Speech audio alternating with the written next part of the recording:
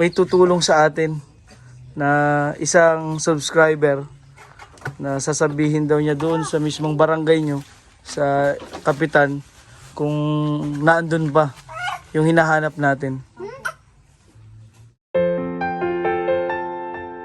Nakita namin ang bahay na ito na halos sira-sira na.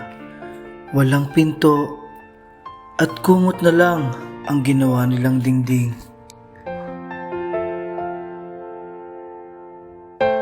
Sira-sira na rin at halos wala ng bubong ang kanilang tahanan.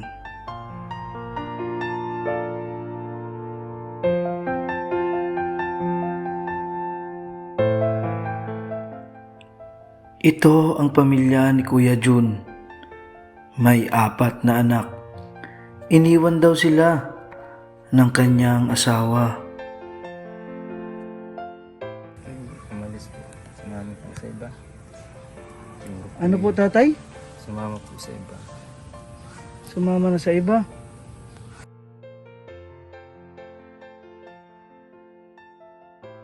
Nag-iyak siya po pagising sa umaga. Nasabi si mapas ko naman po kulang-kulang ang pamilya. Gamot muna ang nilagay ko po muna pang samantala para kami may matuluyan.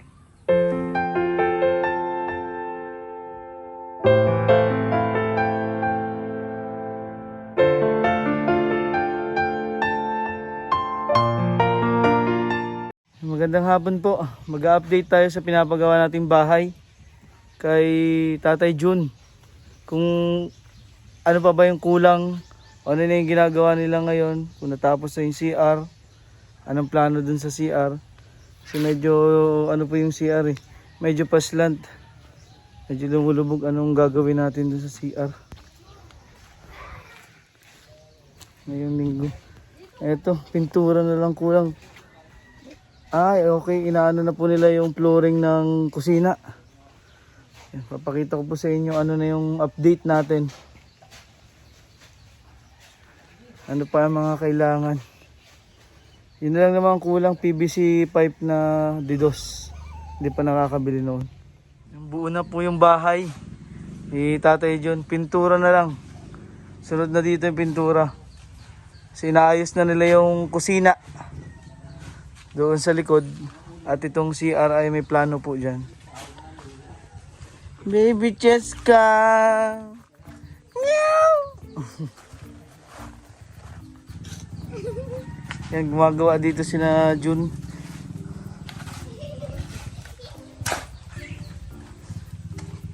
Itong flooring na ang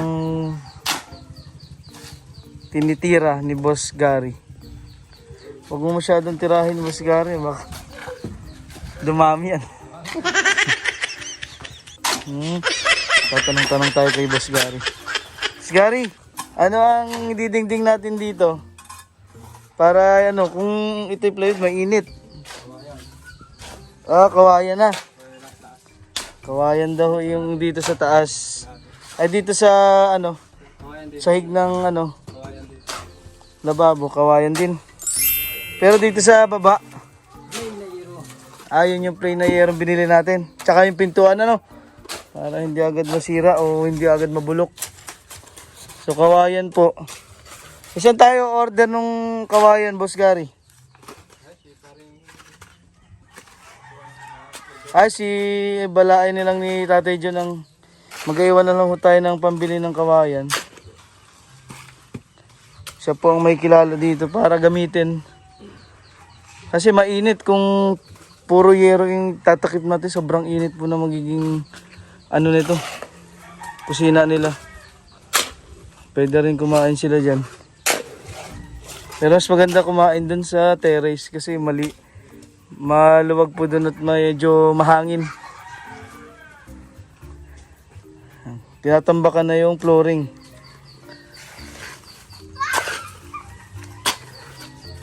Magkano kaya mga kawayan ho? Basta mag-iwan na tayo kay tatay para makabili sila. Magamit dito sa paggawa. Pagkatapos ito, Boss Gary, anong sunod na gagawin? Ayon sa CR na. Ano ba plano doon? Ano?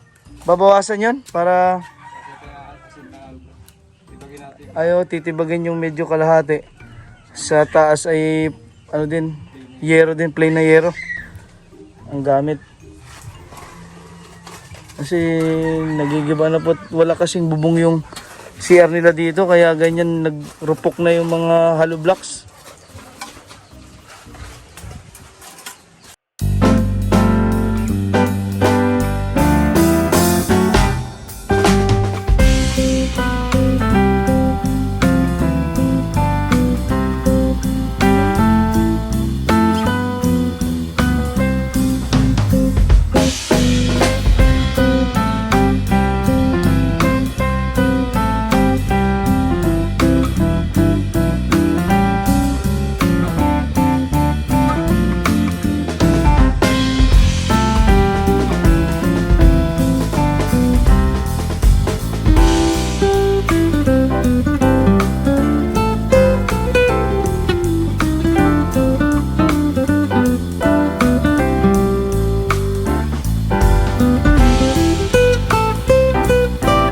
Ito ay kawayan din ho.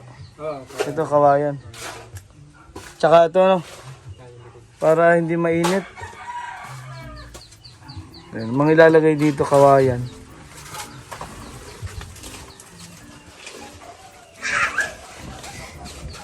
Yan si John, si tatay mo nasaan ngayon?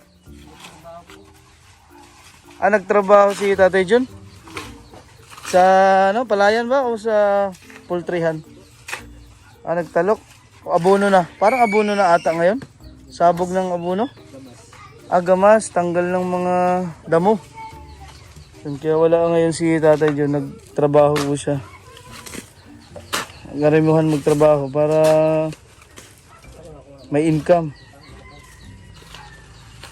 Ito si na John kasi kasama ni Boss Gary doon sa poultryhan. Sila nag-aalaga ng mga baboy doon ito, no? Ano ba mga alaga niyo doon, Jun? Mga itik? Kambing at baboy. Hindi man mga manok. Halo-halo para yun, parang farm bill.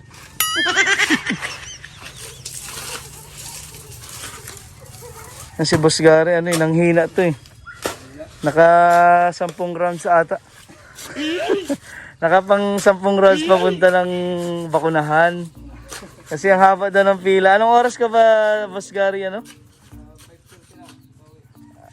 Gabi na. Parang gabi na yung natapos yung kanilang pagpila sa bakuna. Madami daw ang pumilang mga wala pang vaccine.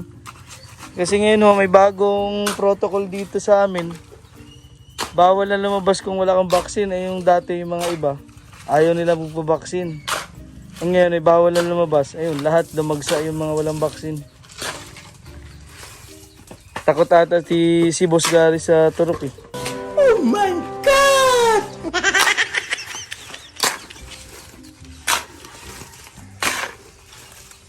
Kaya dalawa muna sila dito. Ibigay natin kay tatay. Tayo, ito pa yung pambili ng kawayan. Kayo mo bahala din. Sige, bahawa kayo may kakilala. Yung balayo ni tatay dyan yan. Siya ang may kilala dito na nabibilhan ng kawayan. At ipapadeliver na agad para mabuo agad itong kanilang kusina.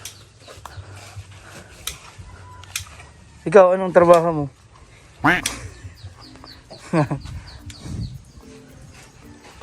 Ito, lalagyan pa ng attic. Lagayan ng damit, gamit, saka pwedeng tulugan. Dito pong taas. Sinabi na sa atin ni Boss Gary. Aunahin lang nila itong CR. CR ni Cheska.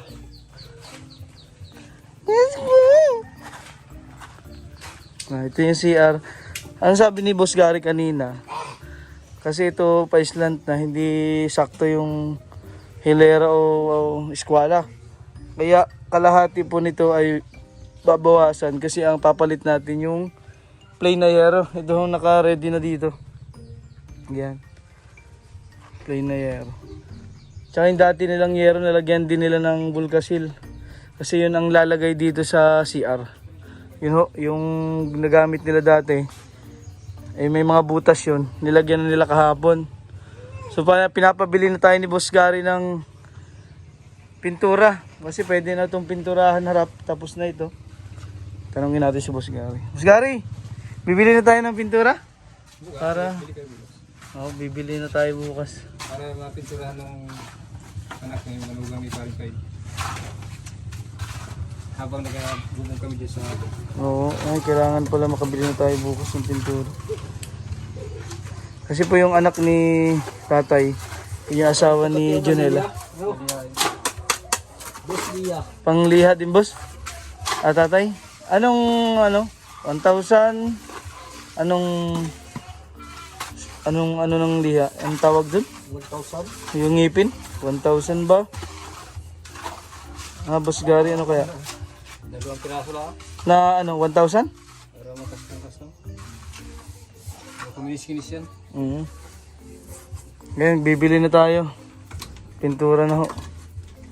Habang umu-order ng kawayan na panlagay natin dito. Malaki yung kusina ho nila, oh. Yan yung lababo.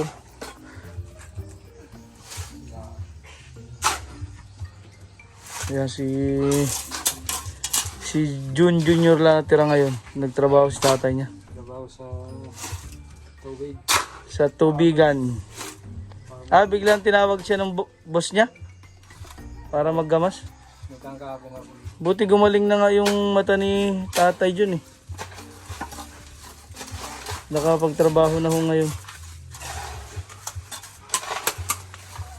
So ito na yung titirahin ni na Boss Gar after nung flooring. Dito na tayo magpo-focus sa CR. Yan, may good news po tayo kina Jonela, yung panganay na anak ni Tatay Jun. Kasi wala si Tatay Jun dito. So yung may tutulong sa atin na isang subscriber na sasabihin daw niya doon sa mismong barangay nyo, sa kapitan, kung naandun pa yung hinahanap natin. Kung sino man yung subscriber, marami pong salamat sa inyo. Dahil nag-message po sa atin direkta na kung saan daw po yung barangay. Nung sinabi natin yung barangay, sinabi ni Jonela, ay tagaron din daw po yung subscriber natin. Kaya sana matulungan tayo nun. At yun ay magbigay ng lead para mahanap natin yung bunso niyong kapatid. Di sana safe din yung pagkapatid mo. Sana po matulungan kami nung nag-message sa atin. Pagdasal niyo po na kami ay gabayan mahanap yung kapatid nila. Dahil yun na lang po ang iniisip nilang magkakapatid ni Tatay Jun. Kung ano ang sitwasyon ng kanilang bunso. Lalo na ngayon, ilang taon nang nawalay sa inyo, bunso nyo? Almost 2 years na po. Parang 2 years na. Umalis po kasi yun ay 3 years old lang siya. Dinala ng nanay mo, 3 years old. Opo. Ngayon, Lang kung mga 5 years old na. Kilala ka na noon kasi 3 years old, may isip na ang bata. 5 years old na po ngayon. Ayan, sana po ay marami pong tumulong sa atin. Mahanap yung kanilang kapatid at ipagdasal niyo po kami. Sana ay sa madaling panahon may makapagbigay impormasyon sa kanilang bunsong kapatid. Ayan. Magdasal po tayo, no? Na kami ay gabayan para mahanap po.